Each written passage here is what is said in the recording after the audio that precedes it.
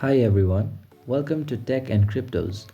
In this video, we're going to talk about the credit balance in the Temu app. Credit balance is something that you cannot purchase or get in exchange for money. To access your credit balance, press on the Temu app. Once you get to the home screen of the app, press on U. Then you can see an option that says credit balance. Press on it. You will see that I have $0 of credit balance. So how can I obtain credit balance? Credit balance can be obtained in many different ways. If sometimes you order a product and that is not available in the Temu stock, then Temu will provide you with some credit balance that you can use as a form of compensation.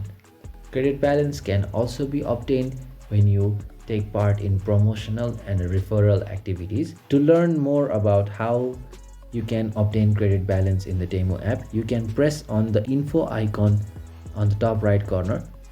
Here, every of your questions will be answered. So credit balance is non-transferable and cannot be exchanged in cash, but can only be used to shop inside the Temu app. I hope this video helped you.